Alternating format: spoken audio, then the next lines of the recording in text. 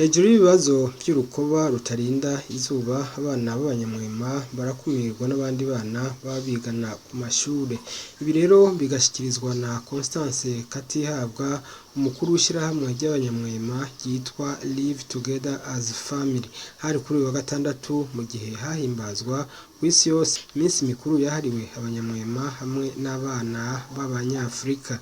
Abana b'Abanyamwema icambere na mbere nuko bakivuka usanga imiryango kubwo kudatahura canke kubwo kukumirwa mu kibano batabakira, hanyuma bagakura babona mu muryango ari kibazo batitaweho, bagera mu kibano gukina n'abandi bana bakabinuba, bamwe bakabakubita bakabasindira bakabahunga ntibababone nk'abandi bana, bamwe ugasanga bageze no ku mashure ntibafatwa co kimwe n'abandi bana, abandi bana byigana bakabahunga, usanga ari abana nyene bafise ibibazo bitandukanye.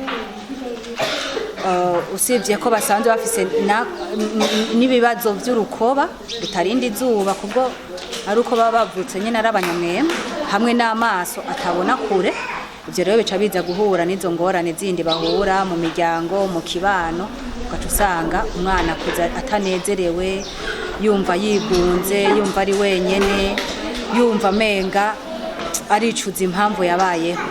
Benshi usanga bafise ibibazo bene ivyo, ku buryo abakuze benshi usanga bafise n'akantu novuga ko kwihungabana byo mu mutwe.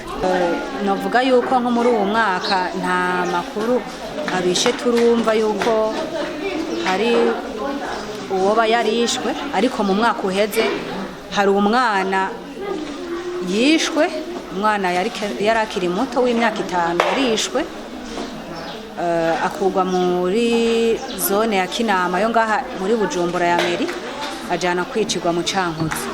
Nyuma yaho gato hariho uwundi mwana w'umwigeme we yapfuye ugwiwe, yaragwaye ingwara nyene ya kansere iva nyene kuri ibi byuko tutaronka byankenerwa kugira ngo turinde urukoba, aritaba Imana. Mugabo haheze nk'indwi 2 imva yiwe haca haraza abantu barayicukura bakuramwo umubiri wiwe, barawukatakata, ibihimba bimwe basigaho, ibindi baratwara.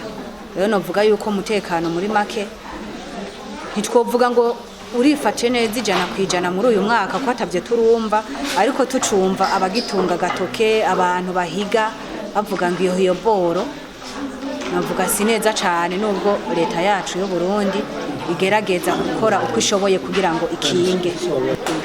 Leta ico tuyisaba nuko yoraba igashiraho amategeko ahana abo bagizi banabi ku rwego rwihariye, kuko iyo Umunyamwema yishwe baravuga ati n'urupfu rumeze nk'izindi, ariko abayishwe mu bundi buryo, abayishwe akurikiranaho kuba yaravutse ari Umunyamwema kandi nawe ntaba yarabihisemo. Rero urumva novuga yuko baba bamuhoye ukwasa, byofata irindi zina nubwo bataravyemeza, ni nkaho novuga yuko ari nka genocide gatoya kakorerwa Abanyamwema, kuko baza bahiga uwo muntu asuko.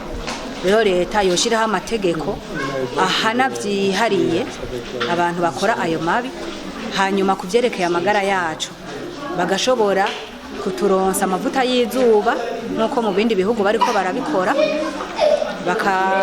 nkumbure bakarekura abayazana bayakuye hanze, bakabakurira ko amataxe canke bo bakayatumako nyene nka leta akaza akadukingira, kuko niturana benshi cane, nibaza yuko tutarenga ibihumbi 2 kuko na recensement iherutse gukorwa.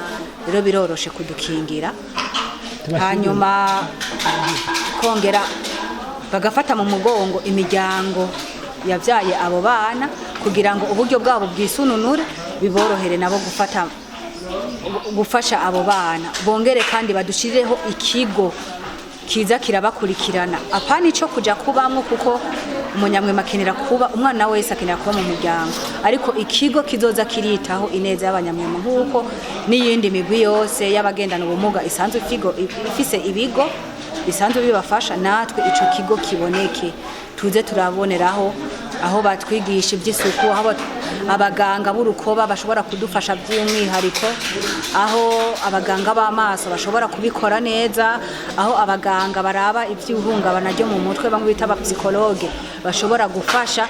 Ni ukuvuga ico kigo turagikeneye cyane, leta ikidushirireho.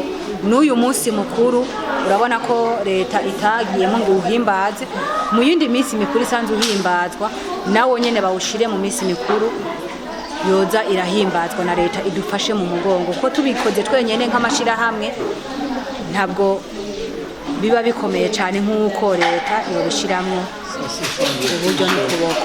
Nawe Terastanza umuyobozi w'ishuri BIMS ari naho habereye iyo minsi mikuru asaba abavyeyi b'abana b'Abanyamwema kubajana ku mashure hamwe no kubagirira isuku rikwiye no kubarinda izuba. If I could speak to the families who are here today. Ngira mbwira ijambo ku miryango iri ngaha. Make sure your children go to school. Gerageze mutwara abana banyu ku ishuri. Make sure your child is protected against the sun. Mukingira abana banyu izuba. And make sure you shower your children with love in your family. Mwoza abana banyu mu gufata dushe neza gose nkuko amateka ayivuga.